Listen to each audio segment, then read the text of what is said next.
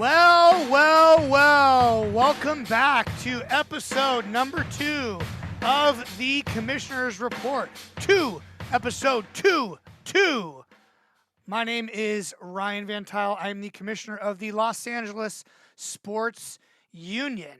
And today we have an exciting show for you, for a very specific audience. If you are a fan of great sports talk,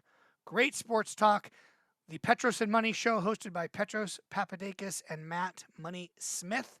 Petros and Money here on AM 570 LA Sports in Los Angeles. This show is for you. We are going to do a recap of my favorite moments, and those of you that are in the PMS Listener Union, your favorite moments from great sports talk from 2021. Now, this show might be a little long. We're covering an entire year, so feel free to listen in segments and bites. Skip ahead if you don't find something as particularly entertaining to you, even though I find the whole thing entertaining. It's all I listen to. If you're unfamiliar with the Petros and Money Show, I highly recommend listening on the iHeartRadio app under the LA Sports station. They're on generally in the afternoons in California from 3 to 6 p.m., or it varies based on Clipper games or Dodgers games, or you can podcast them, Petros and Money, on the iHeartRadio app, on iTunes, wherever. It is the best mix of sports, pop culture, humor, staying away from the overdone ESPN national narratives, and focusing mostly on sports here in Los Angeles, among other things. Now, I have a few limitations, so if there's some things that I missed in this show, please do not be upset at me. I had this idea last week. Today is the 28th of December when I'm recording this, and I had this idea late last week. I am only able to go back through the podcast archives to August, the end of August. However, I do have some things that I had saved from earlier in the year randomly that I will be bringing up. So we cover pretty much the entire year, but if there was something that happened in May, they're like, oh, you didn't get that and that was great, I probably just couldn't find it. So without further ado, let's get right into it. Now, the first clip I'm going to play for you is actually not from... It's not from 2021. It's from 2020, and I somehow had this saved on my phone, and I never ended up using it, but it is such a great soundbite that hopefully if anyone from the show ends up watching this at all, I wanted to play this first. They might want to save this and use this for later. Here it is. Internet porn it is. Now, I have no idea what the context was of this. This is literally the only part that I have saved, and it happened in 2020. So I have no idea what it is, but here it is again, Matt Money Smith, with what might be my favorite quote he's ever said. Internet porn it is. If you lived through the pandemic, well, then you knew what your options were when we were all locked down. Internet porn it is. If you are a single man, just trying to get through life, just trying to get through the holidays, what are your options? Internet porn it is. Are you unvaccinated? Are you having trouble getting into establishments in your area of the country where they're requiring certain things? We have a solution for you. Internet porn it is. Internet porn it is. I just want to listen to it 100 Internet times. porn it is. So there it is. There is my favorite sound clip from 2020 that I wanted to add into the 2021 recap. So hopefully Matt or Petros or Tim, if you watch, hi, will get that and enjoy it. Now, the first clip I have from 2021 was actually something that was inspired by a texter from the Secret Textoso line. If you don't know, you are able to text Petros and send him whatever you want. If it's good enough, you will have an opportunity to have your text read on the show, or he may respond and say, ha, with all lowercase letters, or he'll just ghost you like he does to basically all of us. So if you're following sports closely, you probably remember Dan Campbell, the coach for the Detroit Lions, who are currently not too great of a football team.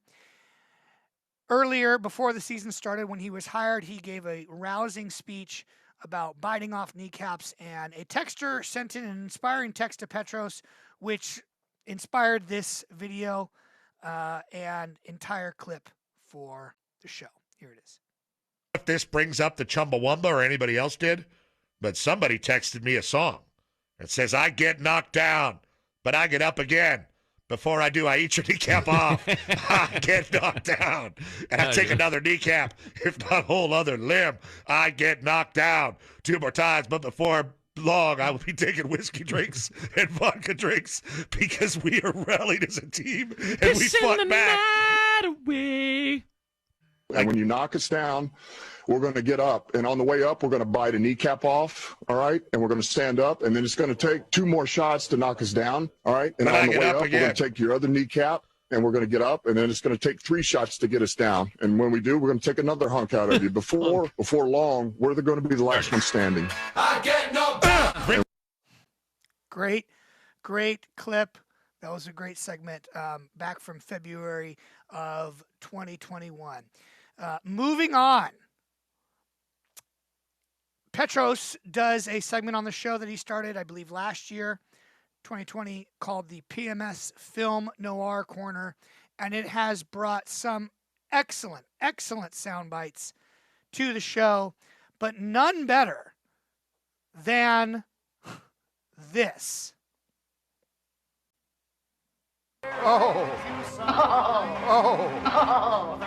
Is Charlie having sex with her?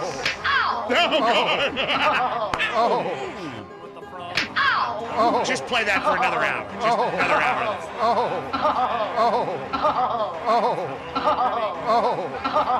hour. James Worthy's next.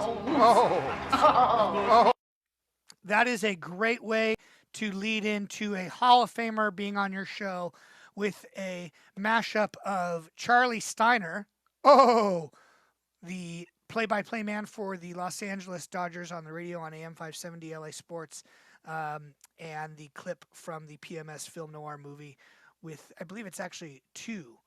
There's a slap from All the King's Men, or no, it's just All the King's Men, yes, where the woman gets slapped, and she clearly enjoys it, and they mashed it up with Steiner. It was great. Next great memory. This is another one I have no idea what the context was for this clip, but pretty stinking funny. I believe they were referencing a interview they did in 2020 with a baseball player. See if you can identify the baseball player. This is Petros and Money doing an impression of a certain baseball player. Better thing, make a better decision. I learn hard way. To be here, take better care of body. If you did not get that, that is their impression of their interview that they did last year in 2020 with Yasiel Puig. It was pretty great. It was on Zoom for one of their virtual tour stops. And this is pretty accurate. Here it is again.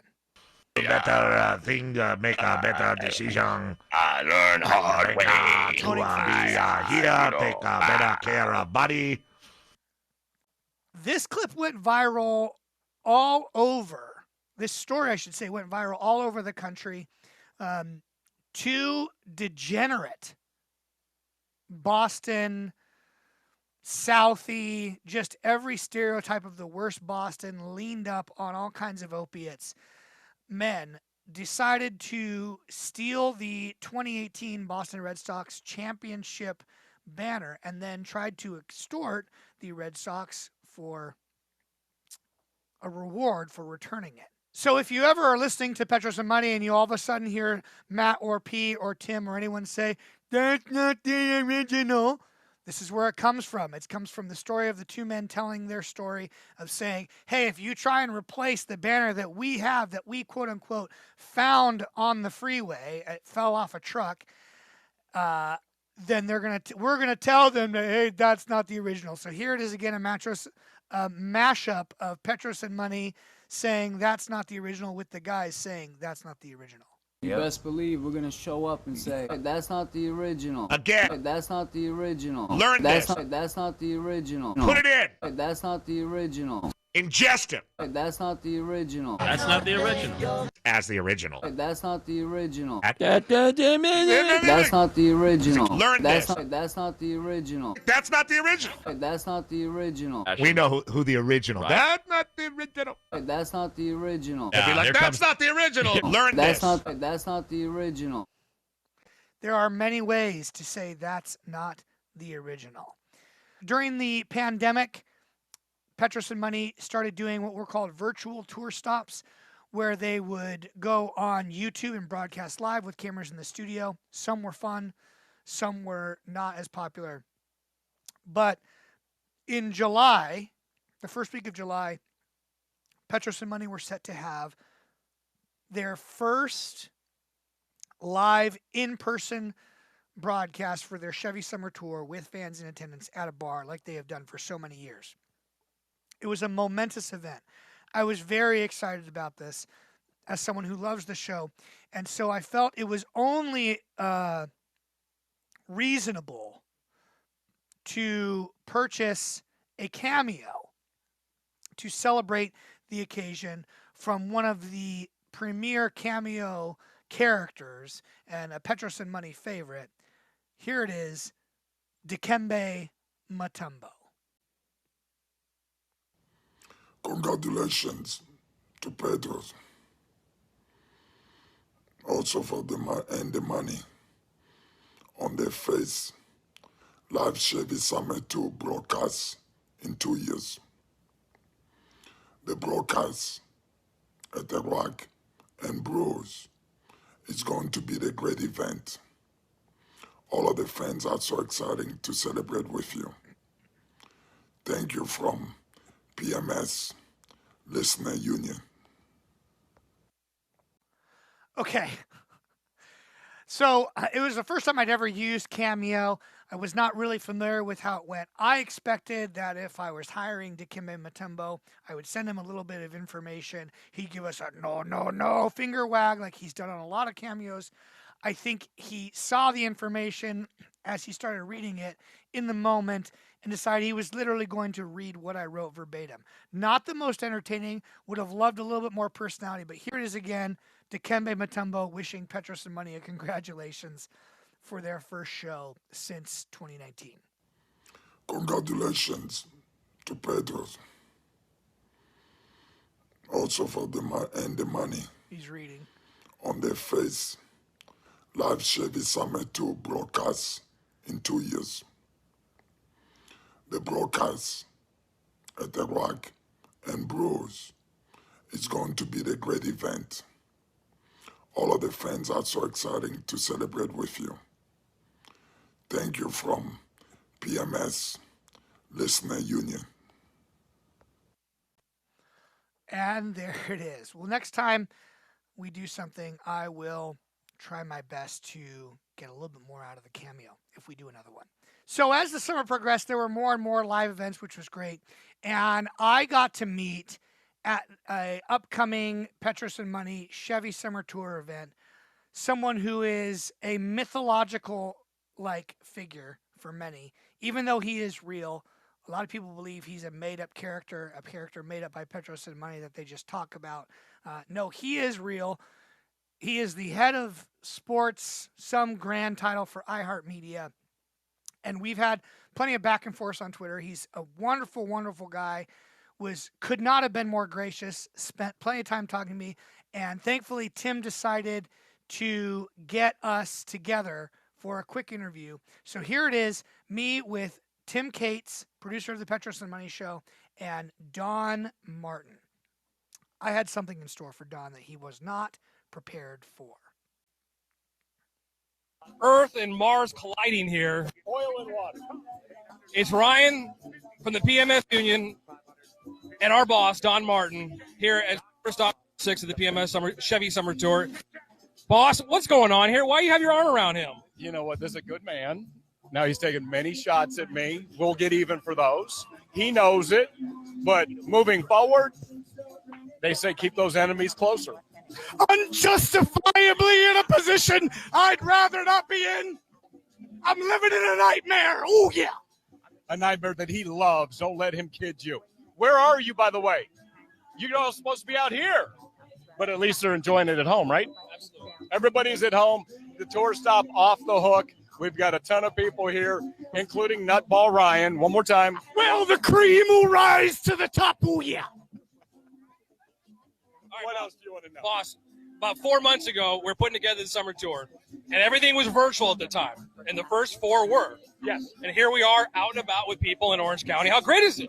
Well, first of all, thank you. Thank you for participating with all the virtual tours, the first 4 that we did. These last. Notice how much of a boss Don is. He just takes the mic. He doesn't lean over and speak to it like all the rest of us. He just grabs that thing. 2 live and virtual gives us an opportunity. Look at this. And everything was virtual at the time. Take the mic, and the first Don. 4 were. Take Yes. it. And here we are out and about with people in Orange County. How great is it? Well, first of all, thank you. Thank you for participating with all the virtual tours, the first 4 that we did. These last 2 live and virtual gives us an opportunity to expand this show and try something that's never been done before, including me talking to Ryan. You know, union negotiations have begun. We want better rights on Twitter. We want Tim Cates to respond to every mention he gets, whether it's positive or negative. We want Don Martin to post 2 times a week at least. Wow. On Twitter and on Instagram. Wow. Well, now you understand why you don't hear from Ryan very often. We appreciate you. We still have 2 more tour stops left that will be virtual as well as live. Would love to see all of you out at the next one. And if you can't get there, please join us just like this, virtually. We love all of you. Sign up for the Chevy. There was. One of the best parts, other than getting to meet Don Martin, and this unfortunately I wasn't able to grab because of my limitations in what I could access, was, if you could hear in the background, there was a steel drum band. 2 guys, one on a conga or a hand drum of some sort, and the other playing steel drums, and they were playing along to some music tracks. These guys could not decide the name of their band. It was something like the Pan-Pacific Steel Drum Band or Party Pan-Pacific American Band, something like that. And they literally had an on-air argument about what the name of their band is. Two old guys. It was pretty great. Something that can be tough for new listeners of Petros and Money is with a show that's been on for, I believe, going on its 15th year, starting in January. There is so much history. There are so many inside jokes, underground references, things that even someone like myself who's been listening since literally the beginning may have missed or forgotten about. And we got a great insight into a old story from long ago. This involves the former producer of the Petros and Money show, Dave Vassegh, who is now the Dodgers reporter for the station, and Patrick O'Neill, who is the Bally Sports host for Kings games, and I believe he also does Angels games. Here it is. Well, you can't forget our days with Shoeteria. Right. What? They're not paying us. Shoeteria used to pay us. Exactly right, they did. Shoeteria used to be our road dogs. One of the great fonts, by the way, out there when it comes to signage. The Shoeteria sign. They're still out there. Yeah. I mean, it's no WSS, but I have this regular daydream about our Shoeteria remote. Back in the day, before Waze showed up, I used to cut through Vernon in East LA, and I would always think, hey, if you ever get sweated, you just tell them you work for Shoeteria, because the big Shoeteria is right there in Vernon. Like, hey, what are you doing out here? What are you doing in this neighborhood? You narc? No, I'm not a narc. I work at Shoeteria, man. I sell Crocs at the Shoeteria. What do you guys need? I'm like Al Bundy. I'm a 40-year-old white shoe salesman. It's always, you know what I'm going to tell him? I'm going to tell him if I get into some trouble that I work at Shoeteria. Got to craft the alibi. Have it ready. Shoeteria, the site of one of our most contentious moments in the history of the Petros and Money show. One of the greatest moments in the history of the Petros and Money show after this grand production. Here's what happened. We had And it's been lost. We can't replay it. It's been lost. It's gone. It was lost Probably in the for the purge. Kates, this is BC. This is. Do you know this story, David Tim? Vassegh. Tim is not in the studio. Oh, he's too better? Ronnie obviously knows this story.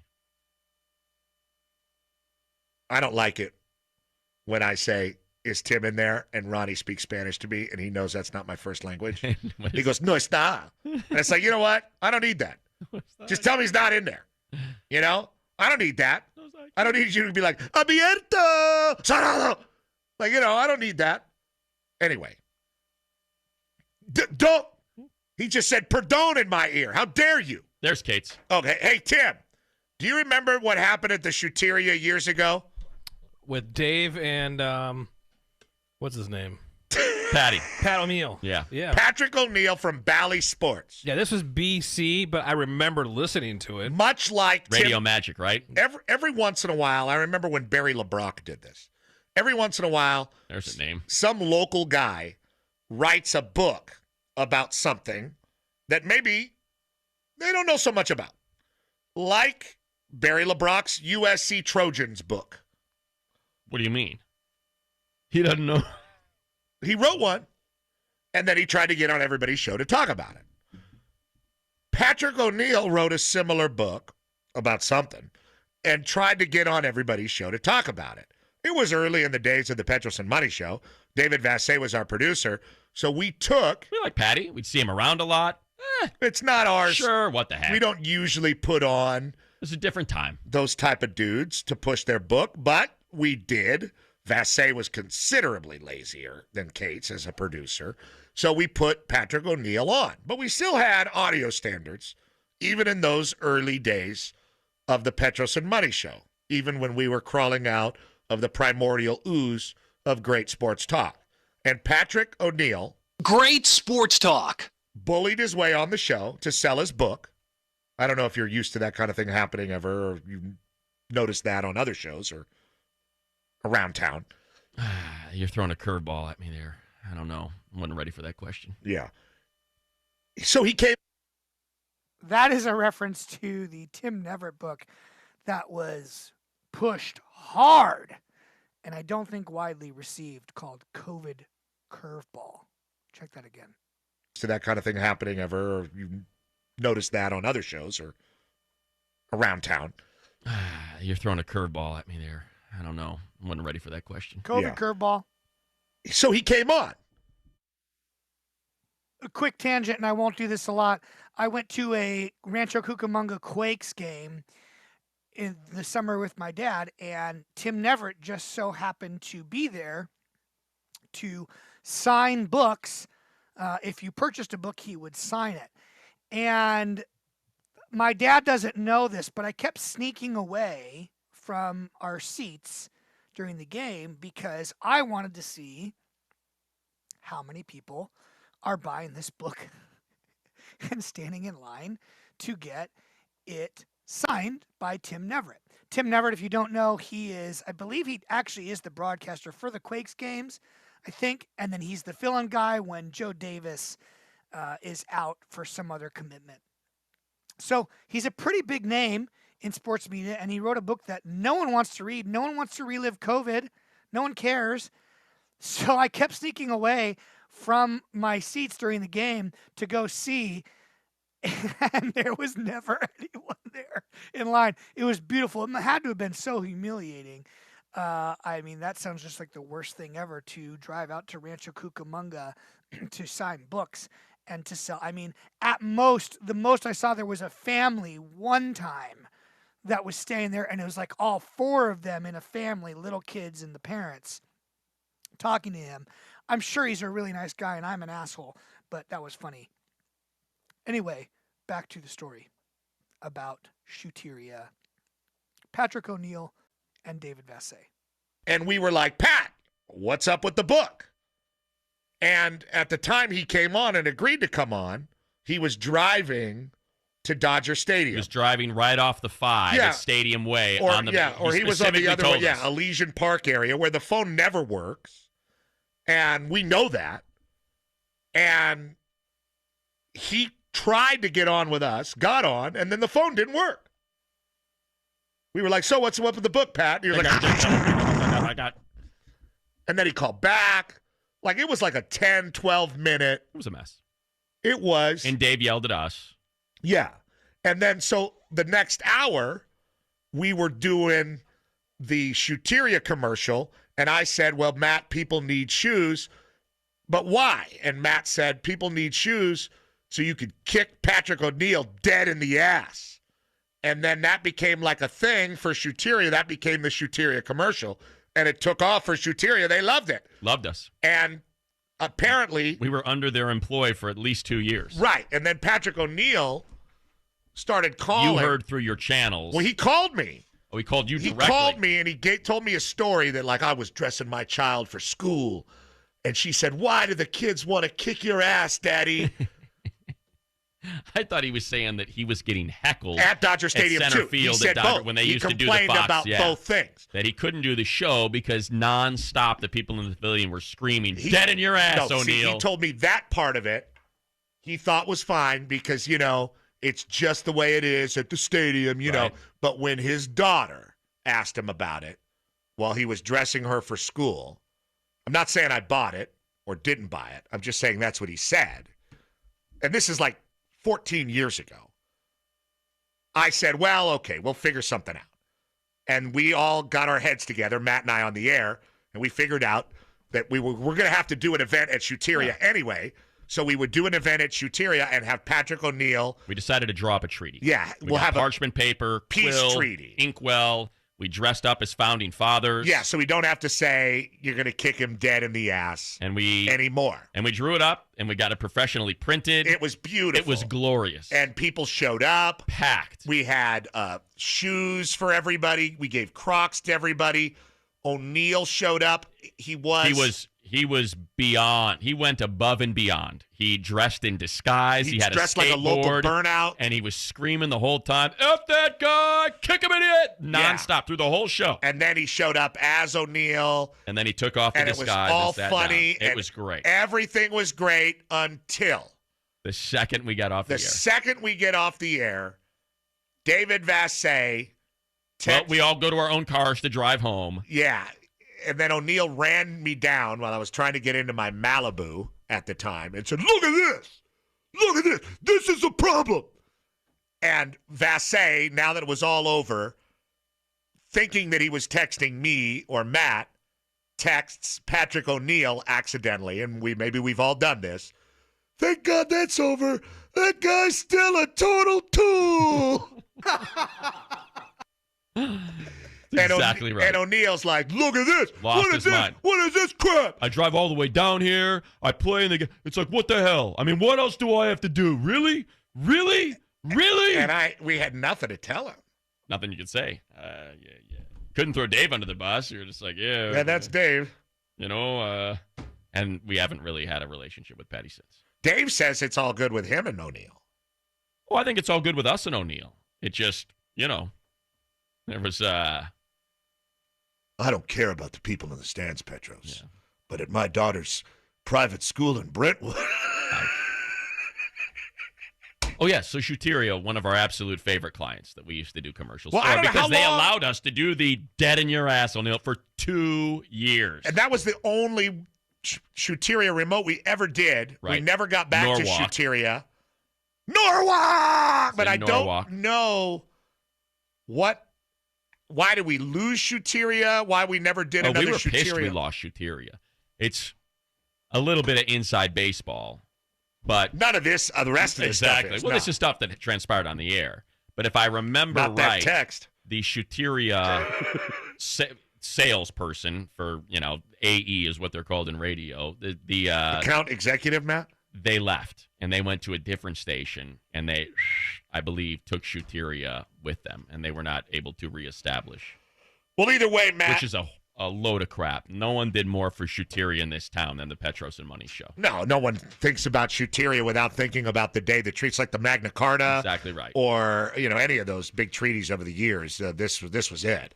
And sadly, the treaty was signed, and then we completely and totally reneged when Vassegh attacked him on his own phone. Basically, the terms of the treaty were adhered to for about 5 minutes. Yeah, where is the treaty now? Totally useless. I threw it out on the freaking 105 on the way home. It's too bad.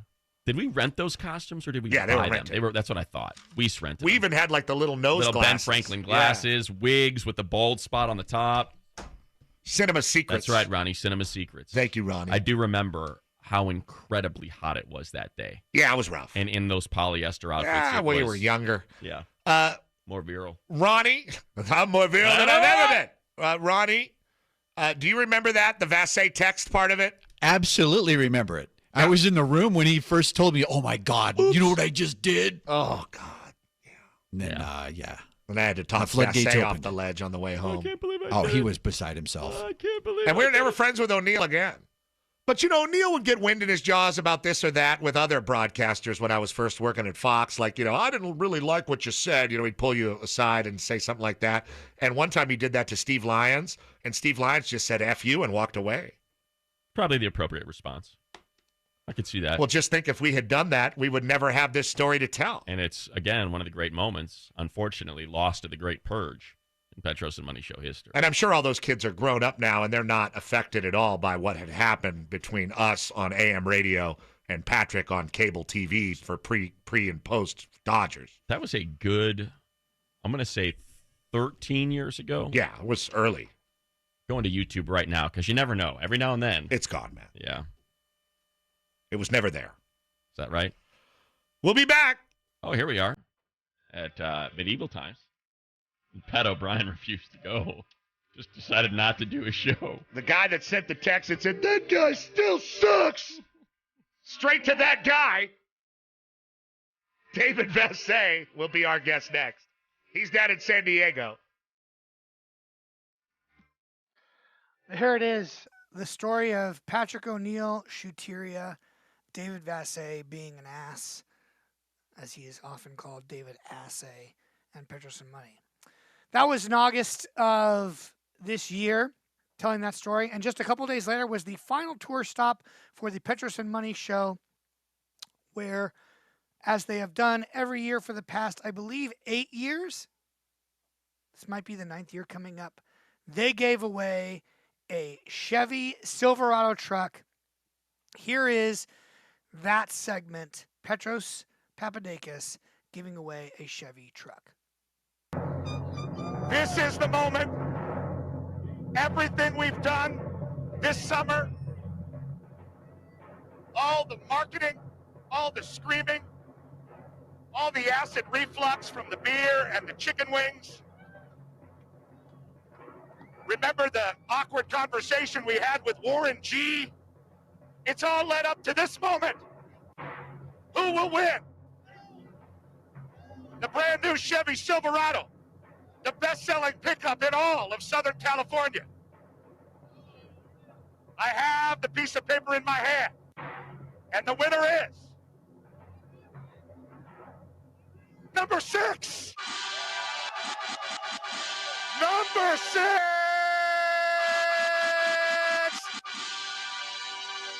John Miranda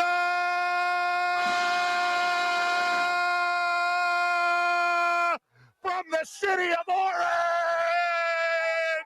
John Miranda.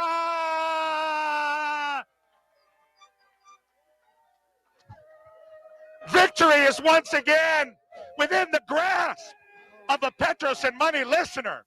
A man is driving away with a beautiful truck, a truck that is life-changing, a truck that can help the entire neighborhood in the city of Orange move, a truck that has Z71 off-road capability, an easy lift and lower tailgate, a corner step rear bumper, 8 trim choices, and of course, the heads-up display, so Mr. Miranda will know exactly where he's going for the rest of his life.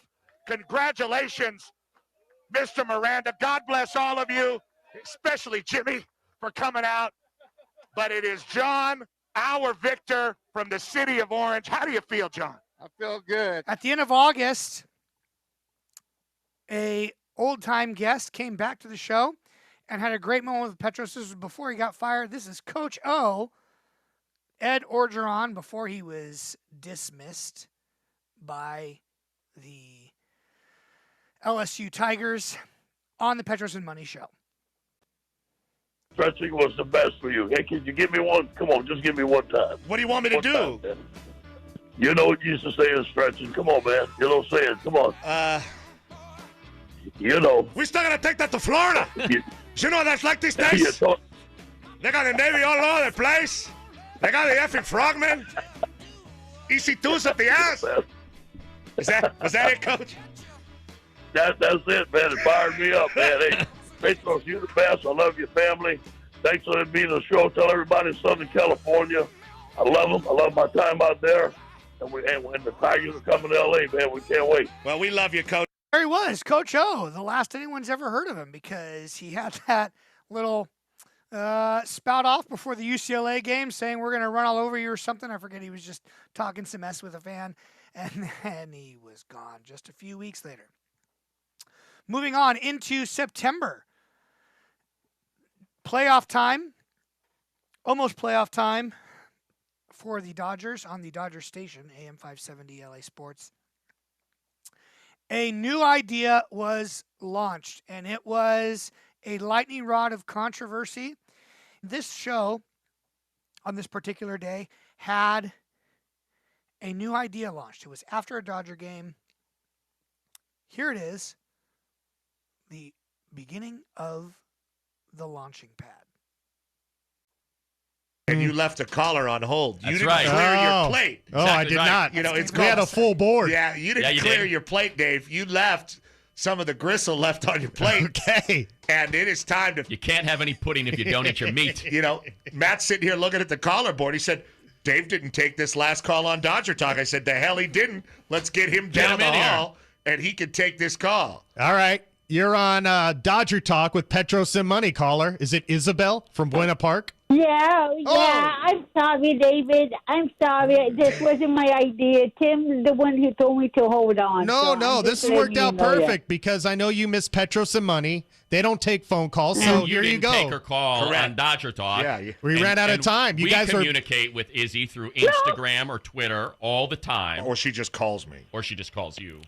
Well, she has a chance to talk to you guys today. And you, Dave. Yeah. You're the host of Dodger Talk. That's You're right. the man with all the answers. Tell us, Izzy, what's your gripe today? What's really grinding your gears, girl? Who do you want to kick out of L.A.? Really nobody. I'm so frustrated with this team right now. I don't know what to say. I don't know what to think anymore. You know, I really want them to win the division. I hate the San Francisco Giants. You don't know how much I hate them, David. You don't Petros know and Money or the Dodgers? Us or the Dodgers. All right, and then it went on from there. Now, if you don't know Izzy is a legend here in L.A. in terms of calling in to radio shows, specifically Petros and Money. She talks to the hosts after the show. She kind of has a little bit of a grudge that she holds against Money, which is entertaining to say the least. But it continued on. His lips with the handkerchief, Vic. Is that what's going on, or is your beard tangled in your mic again? Do you hear that, Izzy? My follicles are going crazy with this lack of offense. Right. But I believe. Me too. Right? It's just, again, if you're 0 for September, why is Bellinger playing? Listen, we love Bellinger. Everyone's loved Bellinger. Belly is the beast, the whole thing. Why is he playing? Here come the sound effects. They have nobody else, Vic. Watch it. They have nobody else. You heard what Izzy said. She said on the launching pad sound, they have nobody else, Vic. Well, bring up Luxie. I mean, Luxie's tearing it up in OKC. What about Luxie, Izzy? I don't know why they don't bring up Beatty. That's another question David asked. Beatty can hit. Exactly. Beatty hits. Look at this. Vic and Izzy got it. This is quality at bats with Beatty. Yeah. I just got a text that says, Jesus Christ. I know. This is the best segment. This is a launching pad, bitch. You hear it? Launching pad. I feel like this segment is really moving the ball forward. Right? Yeah. You're scoring a lot of points. We're scoring points. We're going to put points up in the ninth inning. We're going to tap this that launching pad. Yeah. Anything else, Izzy? Are we good? No. Yeah, we're good. Hey, right. I'll call you tonight. Hey, mate. I'll talk to you. Petros, when you get off there, I'll call you when we get off there. We got to talk more. We'll talk. You got it. Yeah. Okay. Thanks, Izzy. Okay. We're going to chop it up. Okay, thanks, guys. All right. We're going to chop it up. Chop it up. How about that? Cash me outside on that one, Dave. How about that launching pad? Later on the month of September, during a weekly segment called How Was Your Weekend, Matt Money Smith shared an altercation with a hobo. It's been a heck of a weekend. And it is Monday. I'm going to do what I do. The weekend is mine. So, We've been treating weekdays like the weekend. how was your weekend? So, Matt, how was it? Good weekend. I do want to acknowledge Friday afternoon, night. I was getting out of the river from surfing, and there was a guy who I thought had a broken leg, and I was trying to be nice to him. I was like, "Are you okay?" And he was like crying and acting weird. Turns out he was just drunk, and he tried to tackle me on a bunch of rocks, and that was not fun. Yeah, So, that's beach life. Exactly. You think you're helping somebody out, and instead, I busted up my damn foot, something fierce. Tackled by a drunk. Yes. I escaped his clutches, but as I was escaping, I cracked my toe on one of the rocks. A lot of people don't know about your escapability and ability to shed defenders. I cannot fight, but I can't escape. Our next clip is on the podium, to use a F1 term for the F1 show of record, for a top moment of the year. It was discussed for weeks, or the whole week, and it came at a time when, as a city, we were down, and we needed something that could unite us and bring us together and give us hope. And that hope came in the form of a man crying about the Dodgers being eliminated from the playoffs. Sure. Well, there's a lot of bitterness out there. But you know what? It's not just bitterness, Kates. It's also sadness and grief. And we heard that on Dodger Talk with David Vassegh. And I wanted to play this for Vic because nobody is able to tap into emotion better than Vic. But unfortunately, until we can send some monitors over to his house, Matt, and I'll send them. I'll send them right now. 100%. I'll drive them over there. Hell. But this guy's name is Chris. Yes. A caller named Chris, and this is... What is this from now? Dodger Talk on Saturday. Oh, so this is following the game. The Dodgers have been eliminated. This is in the moment. Dodgers lose. Okay. David Vassegh on the ones and twos, working his ass off, being as compromised yet balanced as any broadcaster I've ever known in my life, and pulling it off, walking a blade all year long like he does, David Vassegh. And he's faced with this almost man on a ledge like moment. Oh, wow. Okay. You know, I've seen the Dodgers collapse year after year after year, and they wear down.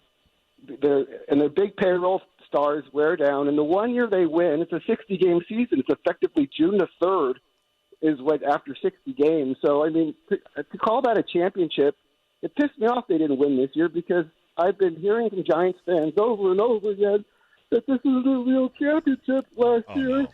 And it isn't, because that's June the 3rd, David. That's All right, June the Chris, 3rd. I know you're emotional, man. I know sports helps us out and we get fully invested, but you don't need to get that emotional. And I understand, man. I understand. But look, they played under the same rules as everybody else last year. And they were different circumstances, playing in a pandemic, and they won the World Series. So nobody can ever take that away from anybody on that team. And what's the biggest bummer? You okay, Chris? You still there?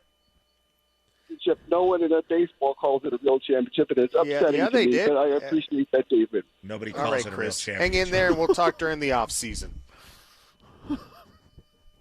Nobody calls it a real championship, Matt. I didn't see that coming. I did not see that coming. You didn't think that man was going to... No, I did not. I thought that guy was just, like, the way it started, I thought he was just going to be pissed. Like, you know what? I'm sick of this.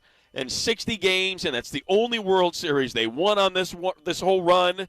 And I'm sick of people saying this was a dynasty and celebrating 8 divisional championships and 3 World Series appearances. Like, I thought he was going down the road of anger. I did not see I didn't see the Great Santini Waterworks coming. They didn't win this year because I've been hearing from Giants fans over and over again that this is a real championship last year. See what I mean? It happened so fast. That's June the 3rd, David. Look, I mean, who am I to say? Kate's just played a clip the other day of... We're all affected differently, but, man, I did not see that coming. Kate's played a clip the other day of a USC-Notre Dame game from '97, and I remembered crying in the tunnel before that game, very emotional that I'd made it to the Notre Dame Stadium to play in that rivalry. I never thought... Sure. I cried. And now, you know, it sounds like you think a guy crying about sports is a little bitch. No, That's I don't how I think he's feel. a little bitch. I didn't see it coming. I was so I've been surprised. hearing Giants fans over Listen and to over him. He's again fine here. that this is a real championship. And then all of a last sudden, year. where did this come from? It isn't, because that's June the 3rd, Let's go David. back and we'll see if there's any... Is there an indication that this is clue. coming? A tell that Payroll stars wear down, and the one year they win, it's a 60-game season. It's effectively June the 3rd. It gets hard. It's like after 60 games. So, I mean, to call that a championship, it pissed me off they didn't win this year because I've been hearing from Giants fans over and over again goddamn, that they're this Giants is a real championship last year. And it isn't, because that's June the 3rd, David. June the 3rd. That's all it is. 60 games, June the 3rd. It's June over. the 3rd. I did not hear that coming. Wow. And by the way, I think also contributing to how impressed I am, and as you can tell, reacting in the moment. I was out of town this weekend, so I was not able to. And I love listening to Dave on Post-Game Dodger Talk. Well, you have as to. well. But so I didn't hear it. I just got back yesterday. That's the first I've heard it. And how about Dave? Talk like you described perfectly, talking the guy off the ledge. Hey, Chris, come on, man. It's okay. All good. I mean, of all the people you want to talk you off the ledge, it's going to be David Vassegh? I mean, damn. Last year.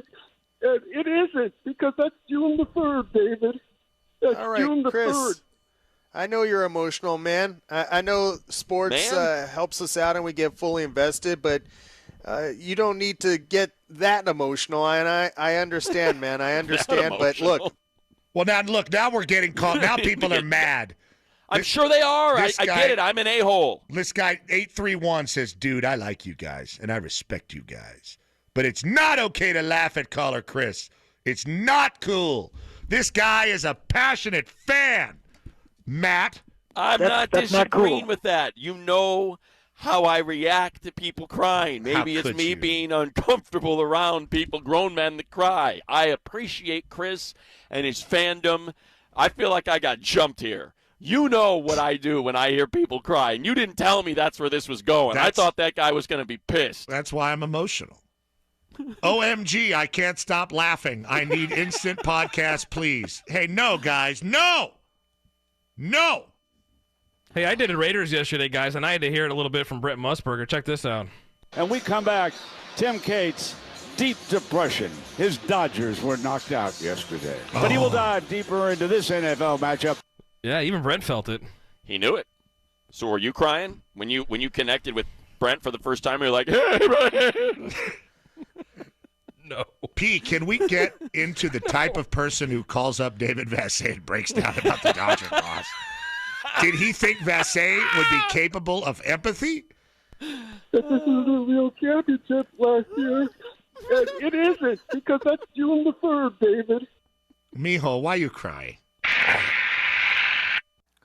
Well, more Vassegh-related content, which I know makes some uncomfortable, but this is one of the better Vassegh moments on the show this year. Not because of anything Vassegh did, but because of what show engineer Ronnie Fascio did. Here it is. Why do you need a new tattoo? Why do you need new hair? Oh! Touche, brother. Oh! Come on now. I haven't got new hair in a while. In a while. It's been a while. It's been a while. It's pretty good.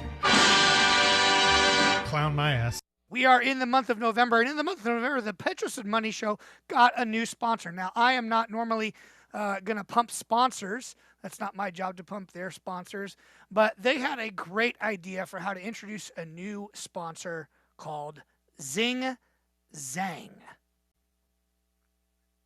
Cigarette butt in it from the night before if you want. As it stands right now, we get to set the tone for Zing Zang. Brand new. Margarita, bourbon sour, mango margot. We're going to bring back the sour. And we're going to bring back the strawberry daiquiri. We're going to do for what the strawberry daiquiri, what Mad Men did for the whiskey sour. Great call. Well, the official sour show of record, there's no doubt. We're going to be so sour that Jack Lemmon's going to come back from the grave and ask us why we're so goddamn sour. You know what? You've just done it. We've stumbled upon, arguably, a great radio segment, a caller-driven segment. Why are you so sour? That is us. You know, why are you so sour? Tell you why I'm sour. Love it. Love it. They didn't bring Kershaw back. Exactly. No qualifying offer. Why are you so sour? All right. Next line. Let's go. Why are you so sour? Brought to you by Zing Zang. Brought to you by Zing Zang. Look, bourbon sour in a can. We can do it right here after James Worthy. We can do it. We can give it a try. Yeah, we sure can. Let's do it. All right. You going to think about why you're so sour. Why you so sour? Why you so sour? Why you so sour? You want to say it like that, like we're trying? Why you so sour? And then the guy will be like, I don't like the Mr. Cartoon. All right. Why you so sour? I don't like the way you say my voice. Why are you so I'm sour? sorry, Mr. Cartoon. Hey, Vic. Hey, Mr. Cartoon. Hey, Vic. Yeah. Why are you so sour? Why are you so sour? Well, why, Vic? No, why are you so sour? Brought to you by Zing Zang. Please Zing Zang responsibly. Go to zingzang.com to find out where to stock up. Zing Zang. Help Zing us Zang, yo. work with us here, Vic. You know, let's see how this is going to go. We're workshopping it right now. I like what you're doing. Like we go to you and we say, all right, here we go. Kicking it off. Vic the Brick Jacobs. Victor Jacobs from Whittier. Hey, Vic, why are you so sour? Why are you so sour? I am so sour because I just squeezed the lemon into my face. All right. What? We're not going that. We don't mean literally sour. It's like I'm literally sour. It's like, hey, I'm so sour because Kershaw didn't get the qualifying offer, and I'm afraid he's going to be a Ranger. That's why I'm so sour. An example just now. We just gave you an example. Now look, squeezing a lemon in your own face. But I don't believe that, Vic. I don't believe that you did that. I don't believe that happened. I'm just saying. I'm just creating a scenario. That would be a scenario. That where would you be sour, yes. But it's not. That's not quite what we're going for. I mean, Matt's trying. Look, Matt wants to take calls. This is like Barbara Streisand wanting to do a concert. Like we got to scramble and get this done. I know where you're going. Why am I so sour? Why are you so sour? I am so sour because Paul Rudd was voted Sexiest Man of the Year. Who did you want? Who did you want? Keenan Thompson. I'm going to let you hear that again.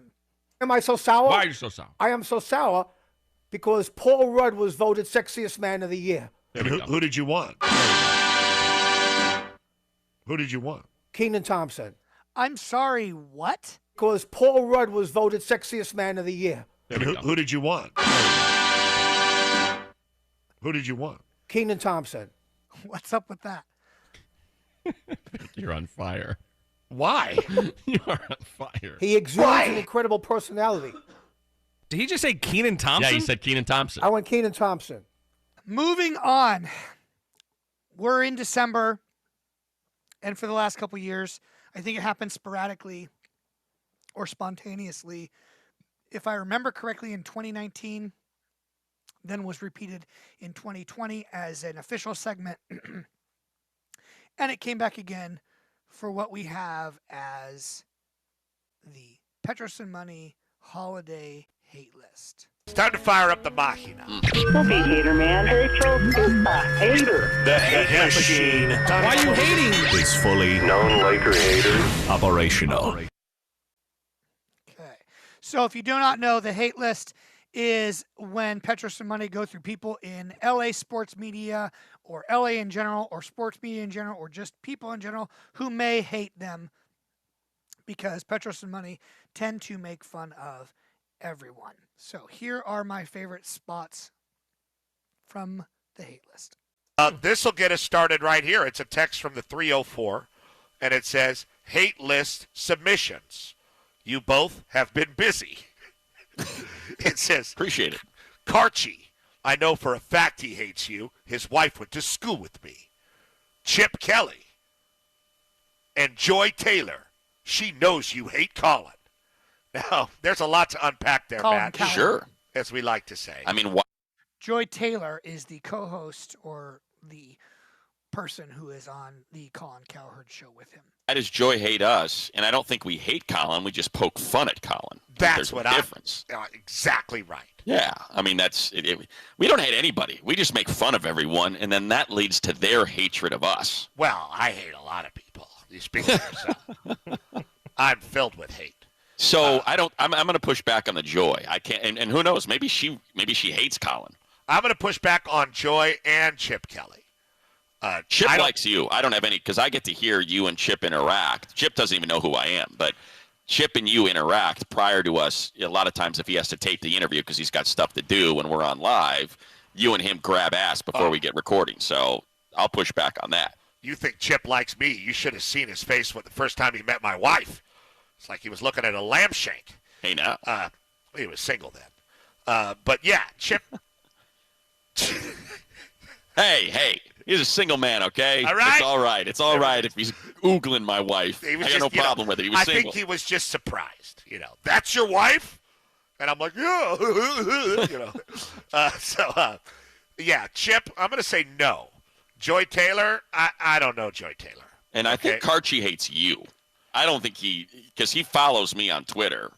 Oh, good. So I don't think he's got an issue with me. I think understandably he hates you. You attack him regularly. I'm shocked that he has a girlfriend because I thought that Sonsa and Sosna and Bone were his, like a... See what I mean? Do you know what I mean? Like a threesome. That's the first segment of the hate list. All right, let's get to the next section of the PMS hate list. You wonder why he hates you too. There it is. Now, it did come to my attention. It did come to my attention from somebody who will remain nameless that Rob Fukuzaki of ABC is more afraid of us than he hates us. And some say he is scared of himself. He hates me. He absolutely hates me. You did TV with him a couple off seasons ago. Yes, and he wanted to make sure that he had an intervention before he allowed me to go on TV. What? To essentially tell me how much he hates me. So, and I would assume that includes you too, Petros. I can't imagine him hating me but feeling okay with you. What did I ever do to Fukuzaki? You said that he yelled at a bunch of kids with super soakers that covered his champagne-colored Lexus. I don't even own a champagne-colored Lexus. A sedan? Are you sure, Rob? Now, I got a new one added to the list. Unbeknownst to me, Brian Weber hates me. Oh, he hates you. I mean, hates me. Yeah, he doesn't like you at all. I mean, now I'm going to stop here to interject. If you are not on Twitter or you did not see it on Twitter, Brian Weber I'd never heard of him before last week or 2 weeks ago. Apparently, he used to work for the NFL Network. He sometimes, according to people I know, is like the fourth guy on call to fill in when Jim Rome is on one of his many, many vacations. Does not like Matt Money Smith and lobbed out a pretty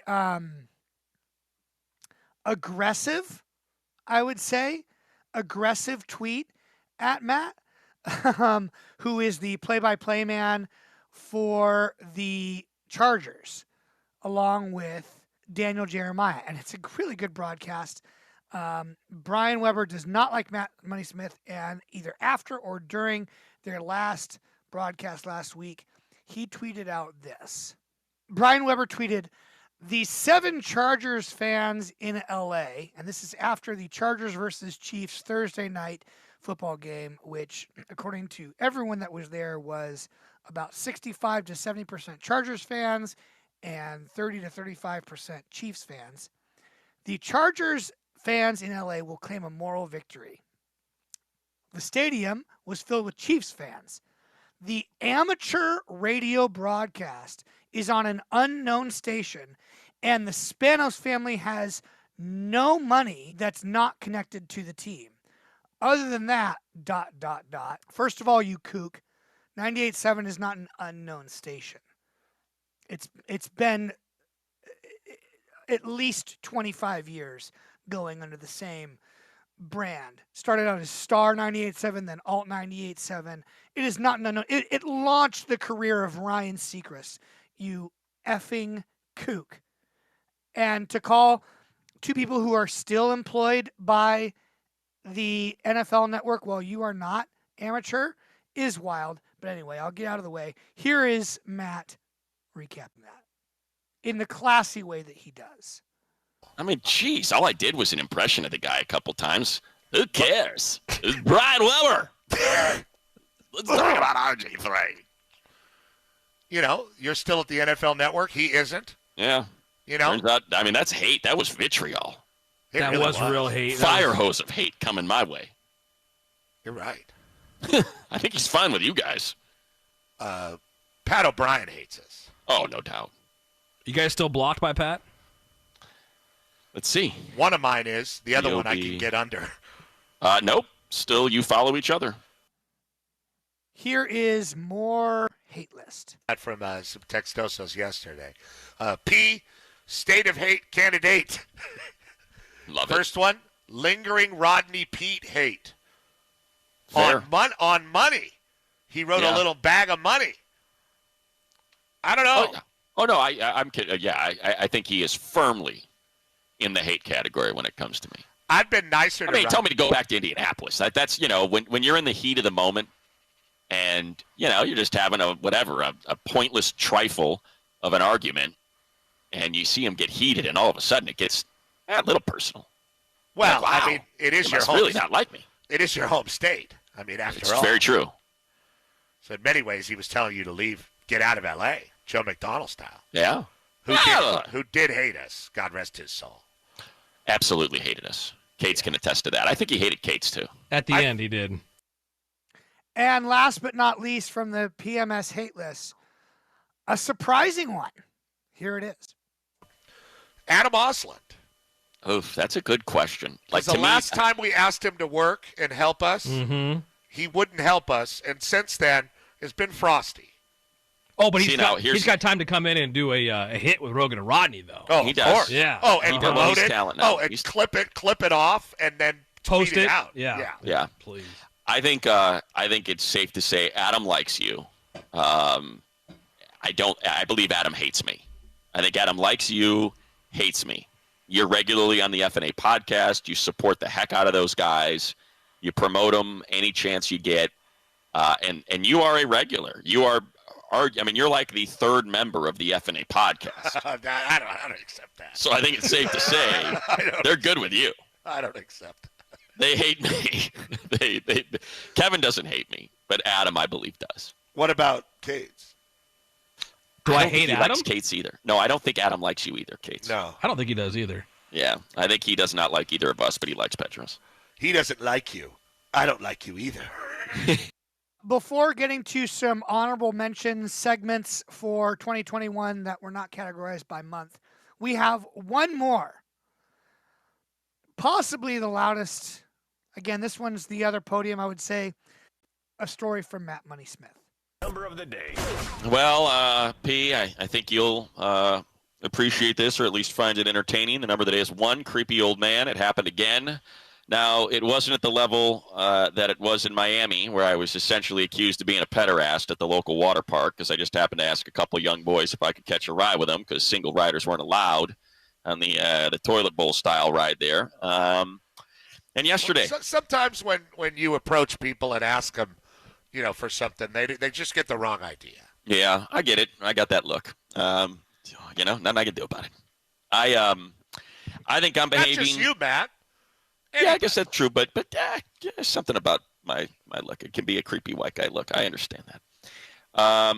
So I think I'm just behaving normally, only to realize after about 10, 15 minutes, way too late, by the way, that the woman I am with is thinking, super creepy dude, alert. Why were you with her for so long? Because I got my booster yesterday. Okay. So I sign up at the CVS Minute Clinic. I go in. Woman sitting there in the office, younger, had a mask on, but looks attractive. So maybe dudes, because we got the leisure world, and old men don't care. So maybe they throw it at her regularly. I like the build of your body. Exactly. So I fill out the forms. I go into the room. You're big Door in all the closes. right places, young lady. So maybe her guard's just naturally up. It's just she and I. We start chatting. Really just straight formal COVID crap. What vax? You good with Moderna? Small talk. She takes my license and she says, "Wow, you look different here." I say, "Yeah, I was running a lot back then, and it was summer, so I guess it was sort of my swarthy phase." And I think she might have been confused by the term swarthy, because she kind of looked at me and she was like, "Oh, interesting." And it was just kind of odd. Well, that's on her lack of understanding of the English language. So that's where it starts. She gives me my license back, and as I'm sitting in a chair with, my right leg, Did my she think that, ankle like, of my... hey, I'm older than you, but I'm a pretty healthy guy? Is that? That's kind of what I think maybe she took it as. So my I'm right leg... very active. I can keep up with any of your young bucks in the bedroom. Marathons, You know what marathons do. I've got my right ankle on my left knee, like my legs aren't crossed, so my leg is just, kind of in that figure four. And she says, as she hands my license back, "Oh, I love your socks. What do they say?" Well, I've been wearing these socks all day. It's not like I just put them on to go to the freaking CVS. And it's a pair, I think you got some too. A listener gave us socks at one of our remotes, and they're called Busaki. And this pair of socks are light blue. They have clouds. They have a rainbow. They have a unicorn, and it reads, "I'm horny." Oh, nice. So she says, "What do they say?" I say, "They say I'm horny." She gives me this uncomfortable giggle, an awkward silence, and then we go right to business. "All right, you want your right arm or your left arm?" I say, "Left arm, please." "Okay, take off your sweatshirt. I need your upper shoulder." So I take the sweatshirt off, T-shirt I'm wearing, the one you got me, with the wolf, with the auga hard eyes on him. She looks at it is a collection of bad decisions. She looks at it and she's like, "That looks familiar. What is that?" Say, "Yeah, it's from the old cartoons. It was the wolf that would chase the ladies." And as I'm saying it, I realize, God, this is just not good. This is really bad. Swarthy, right? tan, Putso guy. She says nothing. I'm telling you, when she puts the alcohol on my arm, this is where I get the sense that she's truly perturbed. She says to me, "Stop flexing." Oh, God. I say, "What?" She said, "Stop flexing your muscles. I need you to stop flexing." I said, "Look, I don't realize I was flexing," which I realize sounds completely douchey in the moment I say it. She's like, "You're still doing it." I'm pretty taut all the time here, lady. She goes, "You're still doing it." And I went, "I'm sorry. I'm trying to relax." The jab must have been in my body for 1/100th of 1 second. It was just whoop, in and out. And she immediately turns around and says with her back to me, "You're all set." And I say, "Thank you. I appreciate it." She doesn't say anything. And then as I stand up, true story, not embellishing, as I'm about to walk out the door, just a dagger. By the way, you might want to check your zipper. Oh, God. You had your Putso out? I had my zipper open the whole time. Jesus, man. I was like, son of a bitch, are you kidding me? I'm horny socks. Right? Screaming, ogling wolf shirt. I swear. Telling you have a swarthy, in shape, marathon license sex photo. tantric guy in the bed. I honestly, I truly thought I might get a call from the CBS. No, to say, it's her fault. Don't ever come back here again. You're not welcome here. She didn't have to ask what the socks say. She didn't have to ask that the shirt looked familiar to her. She didn't have to comment on your license and how you looked. She opened the door. She wanted it. Yeah, she was not happy. She wanted it. Why were you leading me on? She was not happy. Stop flexing. I'm really not trying to flex. Stop. What I hate is if, I'm sitting somewhere, I'm, forced to sit somewhere with a woman, and maybe she's a good-looking woman or something, and, they start to, cover their upper body like I'm looking at. It's like I wasn't looking at your boobs. You don't have to cover yourself, okay? That Relax. is the worst. Yeah, get over yourself. If my eyes were wandering, it's because I'm dead inside. It's like I'm not trying to look up your dress like it's the 5th grade, okay? And if I want to look at your boobs, I got plenty of ways to do that without you noticing. Just going to put these sunglasses on right Exactly right. Put on my pits. put my sunglasses and then put my face about 2 centimeters from your chest and go, what are those? So my apologies to the sweet lady that was working Hey, she was asking for it. She asked for that. One of the recurring guests who I really, really enjoy is James Worthy. For those of you who ever watch any show, listen to any show, it's very rare when someone who's a Hall of Famer of James' stature can actually come on and be entertaining. They normally give kind of canned answers. He does not. So here are a quick collection of my favorite James Worthy quotes from his interviews with Petros and Money. But let's say it was Sedale Threet threw a ball off your face like Russell Westbrook did to Anthony Davis. Would you punch him in the chest? Yeah, I might have to. Yeah. Perfect. You know, in the 80s, too, it might even get worse than that, man. Yeah! There you go. Right in the chest. You idiot. Wham! All right. James Worthy being asked about fashion choices of certain basketball players. Did you see Kuzma's sweater the other day, James, with the long-ass sleeves? Man, what's going on, dog? What's going on, man? James was asked to describe what it's like to travel as a professional basketball player in the 80s when he played. Nowadays. But back in the day, what was that grind like, playing NBA hoops for the Lakers in the 80s and 90s through the holiday season? First of all, you get up and you make it over to LAX and you get on Eastern Airlines. Oh, that's a good one. Oh, good call. These guys have never flown commercial. And, you know, they never had a hot dog and a beer at 7 o'clock in the morning in the airport. You know what I mean? Oh, that's great. So, to cure a hangover or whatever else. And the last one is my favorite. James Worthy being asked about LeBron James and his widely discussed and well-known $1 million a year he spends on nutrition and health and trainers in his body. Here is James Worthy. and I had Burger King and push-ups. That was about it. Frickin' love it. And I had Burger King and push-ups. That was about it. James, how can I be a pro basketball player? And I had Burger King and push-ups. That was about it. Another segment that was recurring throughout the year is something that I have called Colin Cowherd Understands California Culture, or CUCK. This is Colin Cowherd discussing Dodgers baseball. Dodger season, they got very confident yesterday, apparently, in the Dodger front office, and I thought they'd do fine, but it's amazing. The Braves bullpen was better than the Dodgers starters. Dodgers couldn't hit. Trey Turner couldn't hit. Jason Turner couldn't hit, and last night the Braves took a 3-1 lead. They'll wrap up the series. It just feels like sometimes you have a season, and it just doesn't, from the injuries to the lack of hitting, it just isn't working. Hello. Who's Jason Turner? Justin Turner. But, you know, Colin is a self-proclaimed California expert. The final Cowherd Understanding California Culture moment was Colin recanting a story that apparently was in a book he wrote years ago about a girl from Baker, California. Let's hear from Colin. And there's a town called Baker, California. It's known for having this gigantic temperature because it gets to be 120 degrees. It's probably like Death Valley. It's one of the hottest places in America. Okay. And there's a so restaurant. Far we're good, there's right? a few like restaurants, that's but there's no real.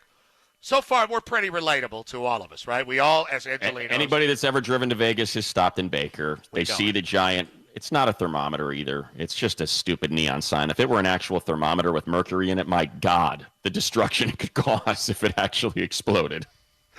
But there's no real homes, and 4 or 5 homes. And so I go to get some food, and there was a restaurant with some picnic tables, and it was connected to like a home. Obviously, the people lived in the back and the restaurant in the front.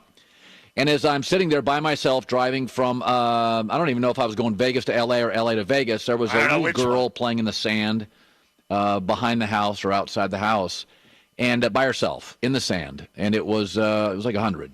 And I remember thinking, it really stuck with me. I was kind of overwhelmed at the time thinking, man, That girl doesn't have a chance.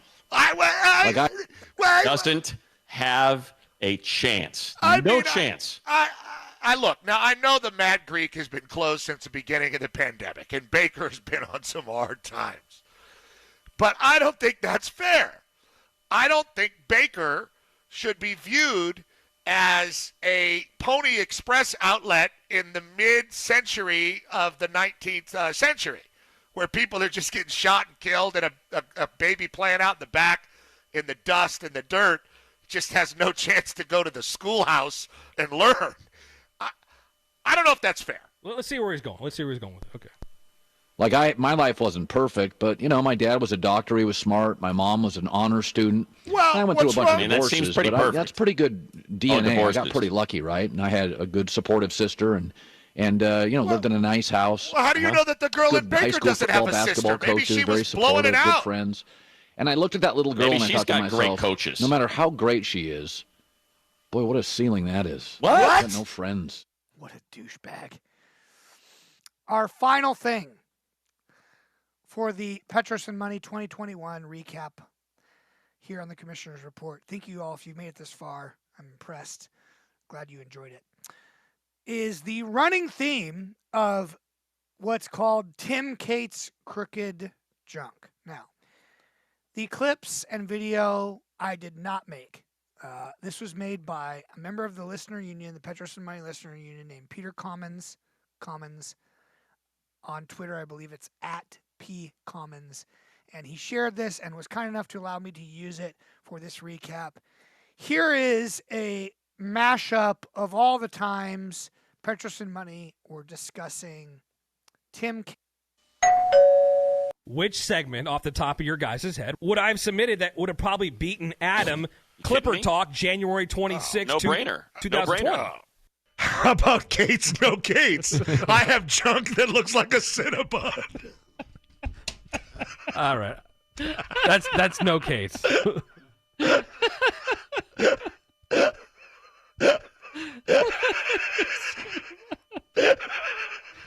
Cates, no Cates. I'm still playing sax, no sax. Cinnabon. Let's get to some textosos. It's really just my phone. Secret textoso line. Sold out to Chevy. Why you gotta look at me like that, Cates? Why? Why did you make that face? The textosos. Why do you make that face? When you make that weird face. He knows the textoso is coming with crooked. Yes, I know junk what's coming. Commentary. I didn't even know. One guy said that there was a comment that says Cates' junk looks like a cup of noodles and he loves it. One guy said that, all right? This guy answered your question for you, Cates. Blue Chew only works if your junk isn't more crooked than Lombard Street. That's why Cates wouldn't answer. That might be the best textoso. That might be the best textoso.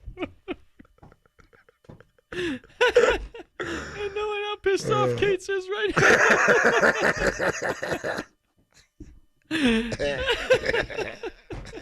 That's why Cates wouldn't answer the question.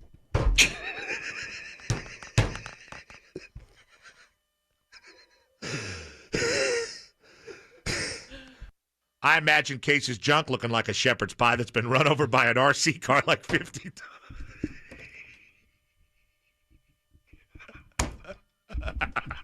I'm sorry. I'm so sorry. Recover from that. I'm so sorry. My girlfriend calls it getting hit with the left hook. A little creative editing. We can make it work here at the Petros and Money Show. That is how it's done. That's how it's done. Ladies and gentlemen. Oh, can we try one more? Cates' junk dunk tank. Hit him square in that apple crumble Putso and see him swim. I mean, if Don Martin can fix anything, why hasn't Cates inquired about his ability to, fix that corkscrew Putso? oh. Do you guys think that if Cates was a young Olympic athlete back in the day that he would be the talk of the village for his twisted torpedo Putso? Can you imagine the chatter and super kinky girls want to lay eyes on that codpiece? My God. Hashtag mangled mania. And then he came into the room and he took the pants off. and it looked like a velodrome. Petros, hearing the Nargis Kamali talk had me laughing so hard at my desk I just spilled hot espresso on my Putso. And I'm not even mad about it. You should see my crotch area now. It looks like an imprint Kate sees every time he looks down. Scattered mess. Medusa. Kate does not have a Hydra penis, guys. And straight. I could tell from the silhouette, like the Queen Mary in the water. A joust. You see the marks. It's like a joust. Really? A jousting pole. Really wide at the bottom. Huh? And then it just comes to a real point. You got to thread that needle. Get your shield out, Leslie. Thread that needle. Here it comes. One more. Uno más, uno más. Let's get it go. Let's give it a go. Sometimes it's a bridge too far. Sometimes. Usually. Let's see how it goes. Sir Petros, allow me to describe the peasant known as Cates's nether regions. It appears as if he dragged it through the alligator-filled moat and then got boiling tar poured on it as he was trying to climb the castle and then got slayed by Sir Lancelot. That's what he gets for not wearing his chastity belt when he was a catcher in high school baseball. Man, that windmill is dope. I thought it was going to be all mangled, like Cates's junk. It says, I heard the Dodgers offered Cates a World Series C ring, but he had to decline because of his junk situation. Come on. That's not true. There's a really insensitive Kate's Putso text. Oh, please. You want me to read it? No. Of course. What was the point of this segment if you don't? P, I'm not Mormon, but if I had to do a mission trip, I'd go to Burbank to help repair and rehab Kate's Putso. Oh, I'm sure it would take years, but I'd sacrifice to help him. Read it again. That might be one of the greatest textosos we've ever received. Jeez. That might be hey, look, we all one like of the Asians. greatest. Excuse me?